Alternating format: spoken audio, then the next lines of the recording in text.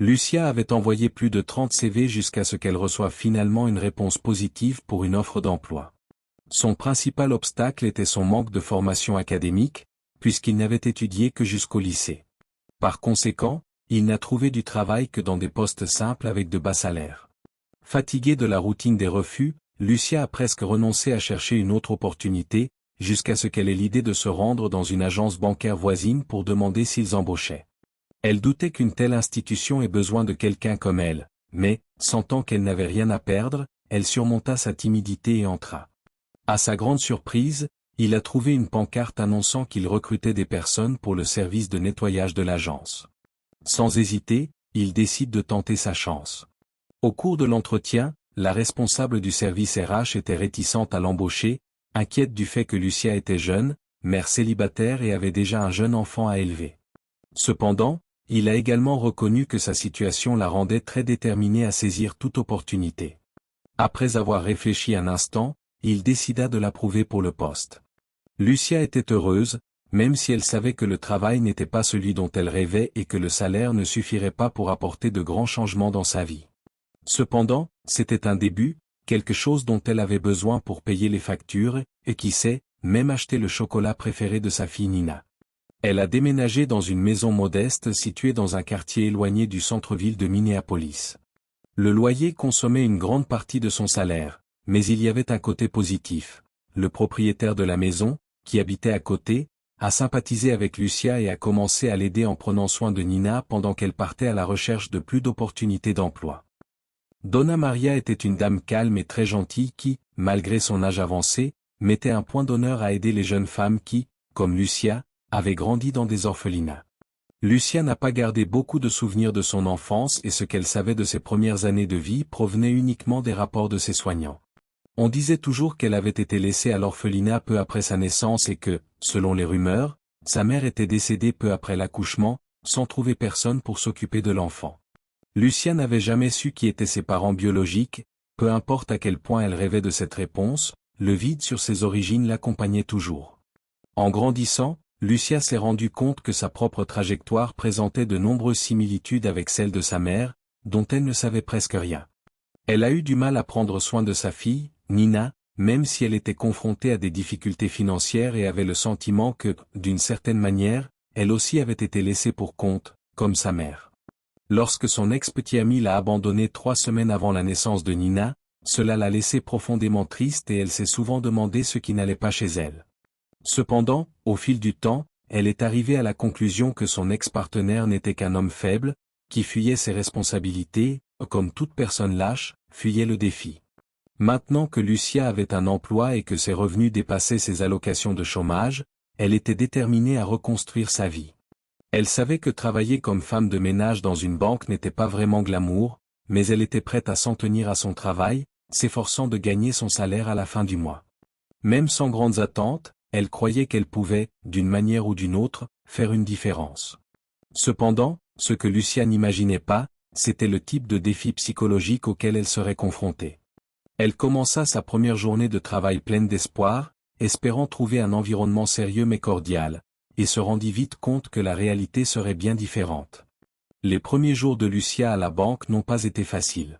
Certains employés ont trouvé drôle qu'elle soit si jeune pour occuper ce poste simple et mal rémunéré, avec dédain, ont commencé à faire des commentaires intrusifs.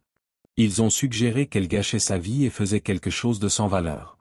Cependant, l'expérience que Lucia a vécue au fil des années à l'orphelinat lui a appris à être résiliente et elle n'a pas laissé les provocations l'ébranler.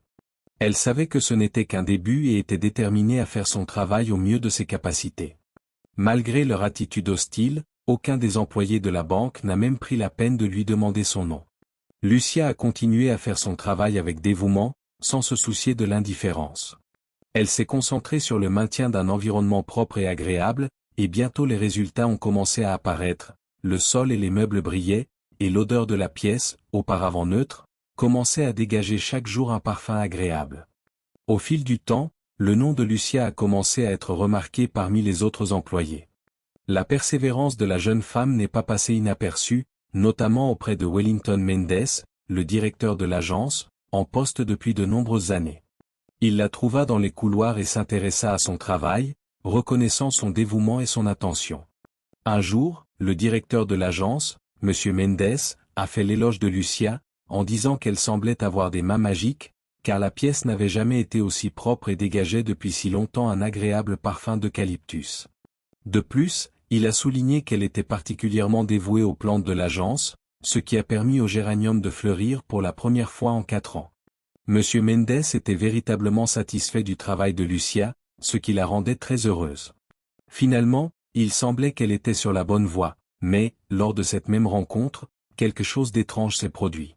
Le réalisateur, en regardant de plus près le visage de Lucia, a eu le sentiment qu'elle ressemblait à quelqu'un qu'il connaissait, mais il ne pouvait pas se rappeler de qui il s'agissait. Il essaya de se souvenir pendant quelques secondes, mais sans succès, il décida de laisser tomber. Avec un sourire, il permit à Lucia de continuer ses tâches. Après la réunion, M. Mendes s'est rendu chez lui, où l'attendait toujours sa femme, Amanda, une femme de 20 ans sa cadette.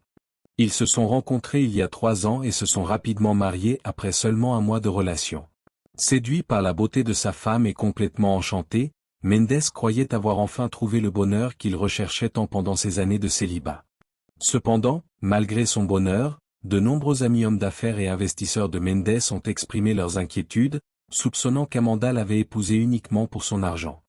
M. Mendes était convaincu que les soupçons selon lesquels sa femme, Amanda, ne s'intéressait qu'à son argent, n'étaient pas fondés. Il était tellement amoureux d'elle qu'il n'écoutait pas les ragots et les insinuations de ses amis hommes d'affaires et investisseurs. Pour lui, ces critiques n'étaient qu'une envie de son bonheur avec la femme qu'il croyait vraiment l'aimer. Pendant le dîner, Mendes partageait souvent avec Amanda à quoi ressemblait sa journée à la banque. Parfois, ces histoires concernaient les mêmes événements quotidiens, mais ce jour-là, il était excité de parler de Lucia, la nouvelle femme de ménage. Il a mentionné avec enthousiasme combien elle était compétente, en particulier dans son salon, où même les plantes semblaient plus saines et bien entretenues. Mendes parlait de Lucia avec tant d'affection et d'admiration qu'il ne remarquait pas qu'Amanda se sentait de plus en plus mal à l'aise. Elle fronça les sourcils, plissa les yeux et se mordit la lèvre, visiblement mal à l'aise, mais elle ne voulait pas interrompre son mari. Amanda, au fond, était déterminée à en savoir plus sur cette nouvelle employée qui semblait avoir tant attiré l'attention de Mendes. Dans son esprit, la femme de ménage, avec tout son dévouement, ne s'occupait pas seulement du ménage, mais essayait de se rapprocher du directeur et de l'impressionner pour accomplir quelque chose de plus. Elle pensait que, d'une manière ou d'une autre, Lucia voulait détourner l'attention de son mari et accéder à un poste plus élevé. Lorsque Mendes eut fini de parler, Amanda se força à sourire et dit un peu froidement, « J'ai besoin de rencontrer cette femme. Je pense que nous devrions nous rencontrer bientôt. Je passerai à l'agence un de ces jours. » À 30 ans, Amanda savait clairement ce qu'elle voulait dans la vie et rien ne l'empêcherait d'atteindre ses objectifs. Amanda était déterminée à protéger le niveau de vie qu'elle avait atteint en épousant Wellington, le banquier plus âgé. Même si elle ne l'aimait pas vraiment, le mariage lui avait été extrêmement commode et elle savait comment garder son mari amoureux. Lorsqu'ils partaient en voyage, Amanda s'amusait avec son amant, qu'elle rencontrait dans des hôtels discrets.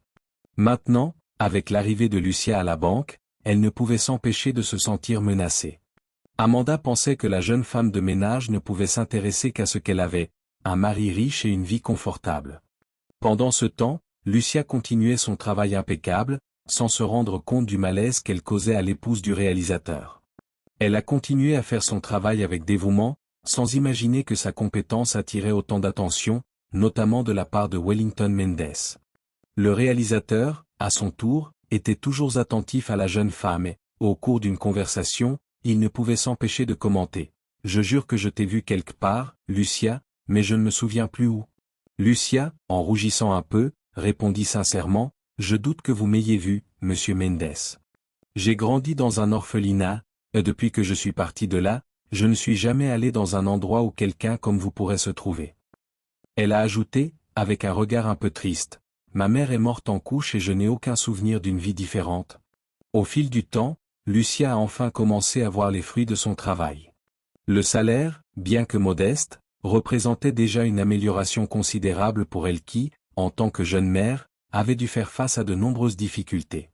Ce n'était pas une fortune, mais pour elle, ce paiement représentait un grand pas en avant dans sa vie et cela la motivait à continuer à faire de son mieux.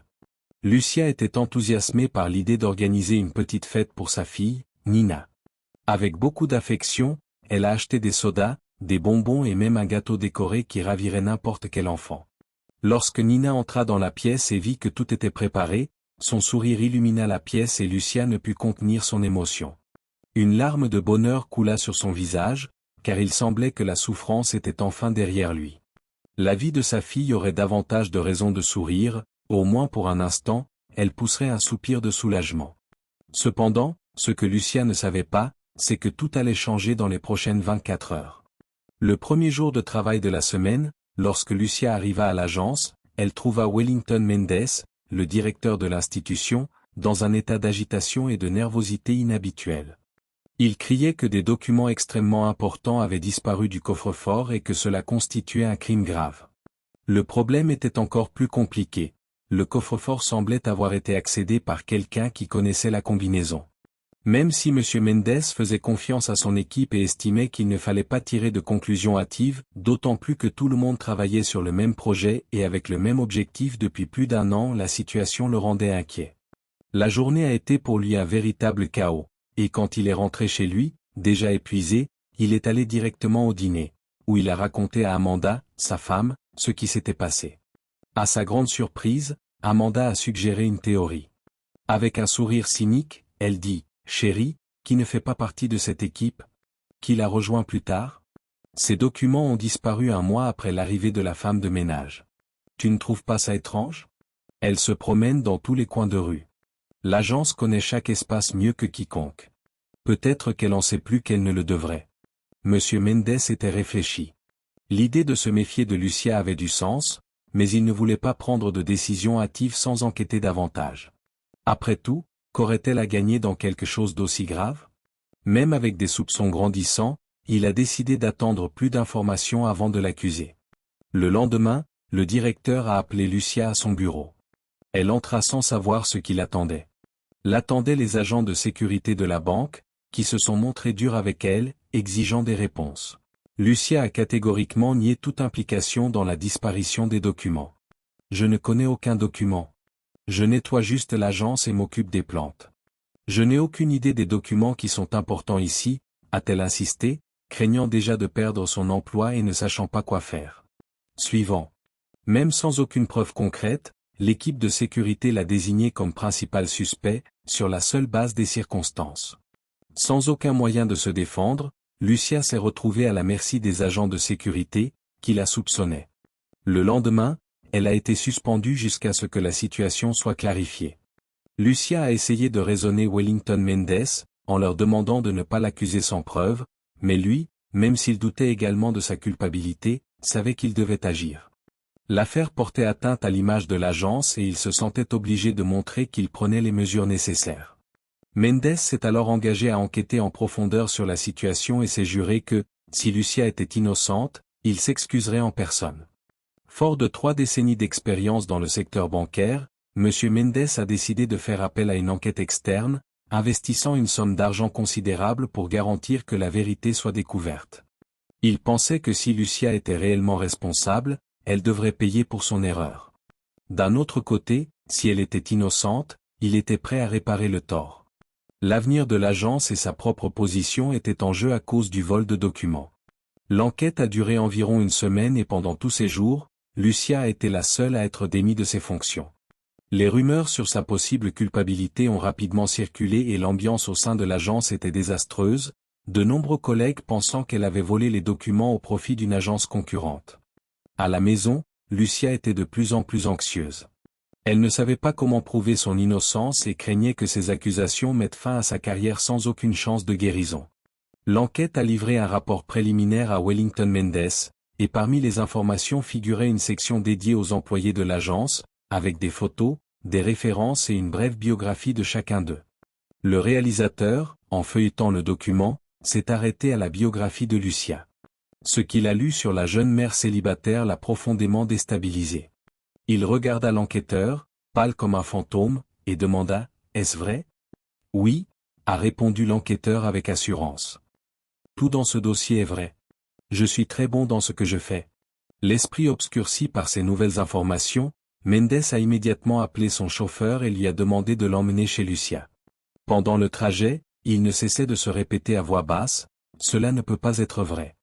Ce n'est pas possible. » Lorsque le directeur est arrivé chez Lucia, elle avait déjà le sentiment que les choses allaient mal tourner. En le voyant approcher, elle craignait d'être renvoyée sur le champ ou que, dans le pire des cas, la police soit appelée. J'ai regardé derrière lui, essayant d'anticiper le moment où la voiture de police arriverait au coin de la rue. Cependant, en arrivant à la porte de Lucia, Mendes ne l'a accusé d'aucun crime. Ce qu'il a dit était bien plus surprenant et déconcertant. « Bonjour, ma fille, dit-il, la voix tremblante. Votre mère, par hasard, serait-elle Laura Smith ?» Lucia était stupéfaite, ne sachant que répondre. Je ne m'attendais pas à être interrogée ainsi, pire encore, je ne comprenais pas pourquoi le réalisateur pleurait. Même sans bien comprendre la situation, elle l'a confirmé, expliquant que Laura Smith était le nom de sa mère biologique et que son nom de famille, Inter, avait été donné par la famille qui l'avait adoptée alors qu'elle était encore enfant. Dès que Lucia eut fini de parler, Mendes sortit un document de sa mallette et le lui montra. Il s'agissait d'un dossier trouvé par le détective privé, un document qu'il avait obtenu pour approfondir son enquête sur Lucia. Le journal confirmait que Laura Smith était en fait sa mère biologique et qu'elle était décédée des suites de complications lors de l'accouchement, ce que peu de gens savaient. Ce que Lucia ne savait pas, c'est que Wellington Mendes avait rencontré Laura Smith dans sa jeunesse et qu'à l'époque, il était tombé profondément amoureux d'elle. Quand ils étaient jeunes, Wellington Mendes et Laura Smith étaient tombés amoureux, mais la séparation s'est produite lorsque la famille de Mendes a déménagé à Londres, ce qu'il n'a jamais voulu. Lorsqu'il revint à Minneapolis des années plus tard, il perdit complètement contact avec Laura. Au moment de leur séparation, elle était déjà enceinte, mais apparemment, même elle ne le savait pas encore. Lucia, désormais confrontée aux révélations, en était certaine, elle était la fille de M. Mendes. Les dates et les détails concordaient, mais elle restait incrédule, essayant de comprendre si c'était vraiment possible. Mendes, en revanche, ne semblait plus avoir de doute. Les yeux pleins de larmes, il s'approcha de Lucia et la serra fort dans ses bras, comme s'il avait enfin trouvé quelque chose qui avait du sens. Lucia ne savait pas si elle devait pleurer, sourire ou si tout cela n'était qu'un rêve. Il y avait tellement d'émotions ensemble. C'est à ce moment-là que Nina est apparue dans la pièce et Mendes, en la voyant, s'est rendu compte que cette fille devait être sa petite-fille. Il se pencha et déposa un tendre baiser sur le front de Nina, laissant les larmes couler sur ses cheveux. L'enquête privée, engagée pour élucider le vol de documents, a finalement conclu que Lucia n'avait aucune implication dans cette affaire. Aucun autre employé de l'agence n'est lié à la disparition de documents du coffre-fort. Mais en approfondissant les recherches, les enquêteurs ont trouvé des empreintes digitales qui n'appartenaient pas à Lucia, mais à Amanda, l'épouse de Mendes. La découverte laissa Wellington étonné. Il ne comprenait pas pourquoi sa femme pénétrait par effraction dans son bureau, ouvrait le coffre-fort et volait des documents si cruciaux pour tant de gens, surtout sachant à quel point ces documents étaient importants pour maintenir le style de vie qu'elle menait. Lorsque la vérité a été révélée et que Wellington a réalisé qu'Amanda était capable de commettre un crime aussi sale pour provoquer la chute d'une autre femme, il s'est senti trahi d'une manière indescriptible. Le plus choquant a été de découvrir qu'Amanda, en plus de tout le reste, avait une liaison avec un autre homme, une chose que le détective privé était également sur le point de découvrir complètement. Après avoir découvert toute la vérité, Wellington Mendes s'est senti complètement trompé et a su qu'il était temps de changer sa vie. Sans hésiter, il a appelé son avocat et lui a demandé d'entamer une procédure de divorce. Grâce au contrat prénuptial qu'elle avait signé, Amanda n'aurait droit à rien de sa fortune personnelle. Bien qu'il ait été aveuglé par la passion au moment du mariage, l'avocat de Mendes a été extrêmement prudent pour s'assurer qu'il soit protégé. Aujourd'hui, avec une fille et une petite-fille dans sa vie, le monde de Wellington a un nouveau but. Pour Lucia, cela signifiait également une transformation importante. Elle et lui n'avaient plus peur de ne pas être aimés. Ce qui semblait impossible est devenu réalité, une famille. Ils étaient enfin connectés d'une manière profonde et vraie. Si vous avez aimé cette histoire, n'oubliez pas de laisser un like et de regarder la prochaine vidéo qui apparaît sur votre écran maintenant. Je suis sûr que cela vous touchera aussi.